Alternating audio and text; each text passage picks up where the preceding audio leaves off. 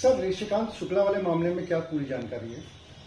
कि कल शासन का एक आदेश हम लोग को प्राप्त हुआ है जिसमें ये जानकारी दी गई है कि जो हमारे पूर्व सीपी थे उनके रिकमेंडेशन पर ऋषिकांत शुक्ला जो यहाँ पे कई पदों पर नियुक्त रहे हैं उनके खिलाफ विजिलेंस की जांच शुरू कर दी गई है।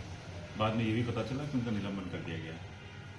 सर, कानपुर में किस तरीके से उनका क्या रोल रहा था और किस तरीके से अखिलेश दुबे के साथ संबंध पाए गए थे कि जिस पर कार्रवाई की गई है? हाँ, देखिए, इसमें जो एसआईटी को जांच दी गई थी उसका कुछ ब्रीफली यह है कि वो अखिलेश दुबे के साथ मिलकर के उन्होंने अपने कई रिश्तेदारों के माध्यम से कई प्रॉपर्टी अर्जित की हैं और प्रत्यक्ष एवं परोक्ष रूप से और अपरोक्ष रूप से भी बहुत मदद करी और जिसकी वजह से अखिलेश दुबे इतने लोगों को प्रताड़ित कर पाए और उनका रोल पाया गया। उनकी संपत्तियों की जब जांच कराएगी तो अगल बगल के जिलों में उनकी करीब 92 करोड़ की तो संपत्ति मिली है और अन्य भी जो एसेट्स मिले हैं उनकी जानकारी एसआईटी ने कमिश्नर साहब को दी। कमिश्नर साहब ने उस पर सहमति जताते हुए उसको डीजीपी सर को विजिट किया था।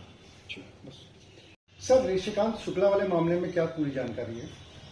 कि कल शासन का एक आदेश हम लोग को प्राप्त हुआ है जिसमें ये जानकारी दी गई है कि जो हमारे पूर्व सीपी थे उनके रिकमेंडेशन पर ऋषिकांत शुक्ला जो यहाँ पे कई पदों पर नियुक्त रहे हैं उनके खिलाफ विजिलेंस की जांच शुरू कर दी गई है। बाद में ये भी पता चला कि उनका निलंबन कर दिया गया है।